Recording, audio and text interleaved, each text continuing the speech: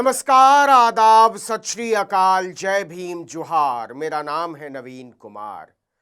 नागपुर से एक बार अपनी इज्जत बचाकर भाग खड़ा हुआ छठी फेल पर्ची पंडा धीरेंद्र शास्त्री एक बार फिर से चर्चा में है, बल्कि कहना चाहिए मुसीबत में है। छत्रपति शिवाजी महाराज को लेकर इसने जो घटिया बातें की थी उसको लेकर तो है ही। उसने महाराष्ट्र के मुख्यमंत्री देवेंद्र फडणवीस और आरएसएस चीफ मोहन भागवत के सामने शिवाजी महाराज को हथियार रख देने वाला बताया था, थका हुआ बताया था, परेशान और हालात से पराजित बताया था। उस पर आएंगे, लेकिन नागपुर छठी फेल धीरेंद्र शास्त्री के लिए जैसे नासूर की तरह बन गया। जब भी आता है नया बवाल हो जाता है।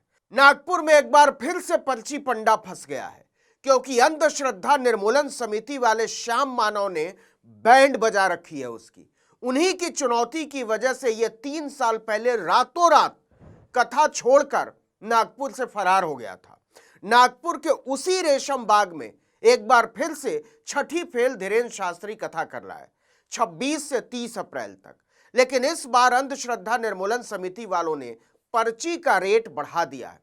3 साल पहले कहा था कि हमारे लोगों की सही सही पर्ची निकाल दी तो धीरेंद्र शास्त्री को 30 लाख रुपए देंगे। इस बार कहा है कि 80 लाख रुपए देंगे। आपको क्या लगता है, छठी फेल धीरेंद्र शास्त्री अंधश्रद्धा निर्मूलन समिति वालों की पर्ची निकालने की चुनौती स्वीकार करेगा?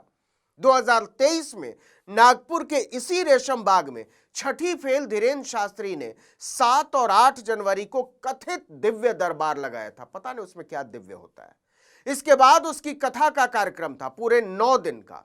दिव्य दरबार में आदतन धीरेंद्र शास्त्री किस्म किस्म के चमत्कार के दावे कर रहा था। इस पर नागपुर की अंधश्रद्धा निर्मूलन समिति ने आरोप लगाया था कि पर्ची पंडे ने चमत्कार के दावे करके कानून का उल्लंघन किया है। अंधश्रद्धा निर्मूलन समिति के संस्थापक और राष्ट्रीय संगठक श्याम मानव ने कहा था कि संविधान के अनुसार राम कथा या धर्म का प्रचार प्रसार करना कोई गलत नहीं है, ये सबका अधिकार है। लेकिन धीरेंद्र शास्त्री ने रेशम बाग मैदान में आयोजित दिव्य दरबार में चमत्कारी दावे करके कानून का उल्लंघन किया है। आपको बता दें, आरएसएस का हेडक्वार्टर भी रेशम बाग में ही है। श्याम मानव ने कहा उसके दावों का सारा वीडियो उनके पास है।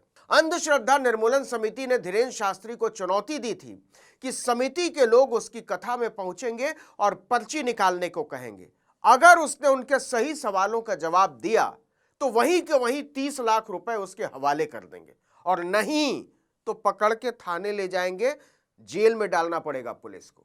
इस चुनौती से पर्ची पंडा इस कदर डर गया कि इसको अस्वीकार करते हुए 2 दिन पहले ही कथा समेट के रातों रात नागपुर से भाग खड़ा हुआ। 9 दिन की कथा के पोस्टर लगे थे और धीरेंद्र शास्त्री 7वें दिन ही लापता हो गया। अंधश्रद्धा निर्मूलन समिति वाले पहुंचे तो पता चला कि धीरेंद्र शास्त्री तो नागपुर छोड़कर ही भाग गया। इसके बाद समिति ने शिकायत दर्ज कराई थी कि धीरेंद्र शास्त्री के खिलाफ केस दर्ज किया जाए, उसको गिरफ्तार किया जाए। इस घटना के 3 साल बाद तक धीरेंद्र शास्त्री नागपुर के आसपास से भी नहीं गुजरा। पहुंचा तब जब संघ के 100 साल होने पर आयोजित कार्यक्रम में उसको बुलाया गया और खुद मोहन भागवत ने कहा कि आ जाओ बच्चे, कुछ नहीं होगा, हम हैं ना।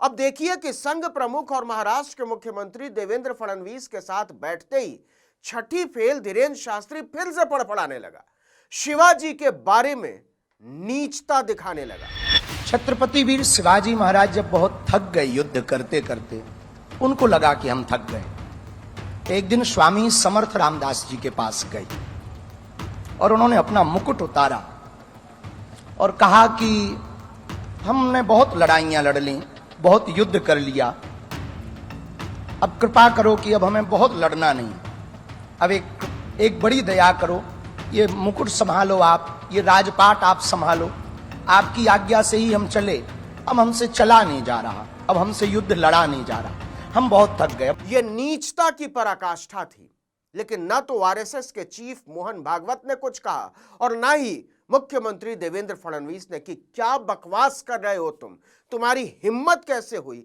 शिवाजी को थका हुआ, निराश और हताश बताने की। फडणवीस और डॉक्टर भागवत दोनों का खून पानी हो गया था। पूरे महाराष्ट्र में कई जगहों पर इसको लेकर शिकायतें दर्ज कराई गई हैं, लेकिन छठी फेल धीरेन्द्र शास्त्री ने देवेंद्र फडणवीस और मोहन भागवत की हैसियत का इम्तिहान ले लिया है कि छू कर दिखा दो। अब इसी कड़ी में पर्ची पंडे के सामने नई चुनौती खड़ी हो गई है। अंधश्रद्धा निर्मूलन समिति के प्रमुख ने चुनौती देते हुए कहा है कि धीरेन्द्र शास्त्री को हमारे 10 लोगों के नाम, उनके पिता के नाम, उम्र और मोबाइल नंबर बताने होंगे। इसके साथ ही अतीन्द्रिय शक्ति की परीक्षा के लिए बंद कमरे में रखी 10 वस्तुओं की पहचान करनी होगी। इन दोनों परीक्षाओं में कम से कम 90% सटीकता जरूर होनी चाहिए, 10% कम भी हो तो चलेगा। धीरेन्द्र शास्त्री के आसपास कोई भी गैजेट जैसे मोबाइल फोन, वॉकी टॉकी या इलेक्ट्रॉनिक उपकरण नहीं होना चाहिए। ना ही उसके चेले इसमें किसी तरह का विघ्न डालेंगे, कोई इशारेबाजी करेंगे।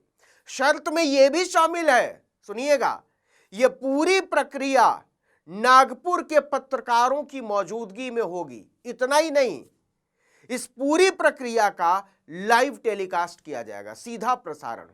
शर्तें तो ठीक ही हैं, कोई गैर वाजिब बात तो है नहीं इसमें। समिति के प्रमुख श्याम मानव ने कहा कि अगर धीरेन्द्र शास्त्री सफल हो गए तो हम हार मान लेंगे और उनको 80 लाख रुपए दे दिए जाएंगे, और नहीं तो इसे लोगों की भावनाओं का लाभ उठाना माना जाएगा, उनके खिलाफ मुकदमा दर्ज कराया जाएगा। इसके बाद से ही नागपुर का माहौल गर्म है। नागपुर क्या, महाराष्ट्र कहना चाहिए। एक तरफ श्रद्धालु धीरेन्द्र शास्त्री के समर्थन में सामने आ रहे हैं, तो दूसरी तरफ कुछ संगठन उनके पुराने घटिया बयानों पर प्रदर्शन कर रहे हैं। इसके बाद धीरेन्द्र शास्त्री बदतमीजी पर उतर आया, कहा कोई भी खुजली हो, दरबार लगना है, आ जाइए, हमारे पास जो विद्या होगी और जो शक्ति होगी हम उसका प्रस्तुतिकरण करेंगे। हम जादूगर नहीं हैं, हमें जो ईश्वर प्रेरणा देगा हम उसी के अनुसार लोगों का मार्गदर्शन करेंगे।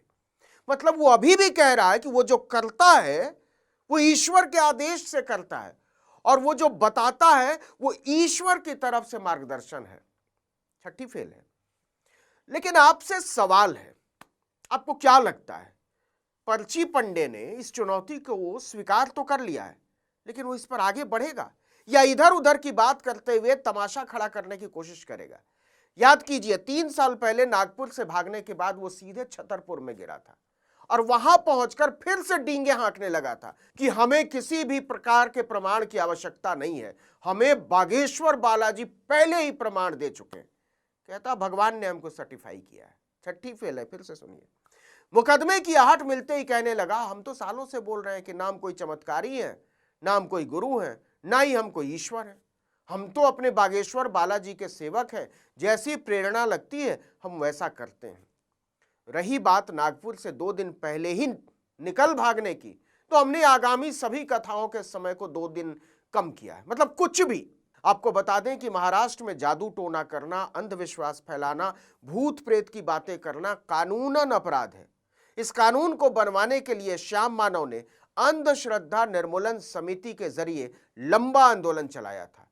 श्याम मानव अंग्रेजी के प्रोफेसर रहे और बरसों तक पत्रकारिता भी की है। धीरेन्द्र शास्त्री को चुनौती देने के बाद उन्हें जान से मारने की धमकियां मिलने लगी थीं, जिसकी वजह से सुरक्षा बढ़ानी पड़ी थी। इसीलिए महाराष्ट्र में छठी फेल पर्ची पंडा धीरेन्द्र शास्त्री सहमा हुआ रहता है। उसे पता है कि जरा सी जुबान फिसली नहीं कि मामला बिगड़ जाएगा।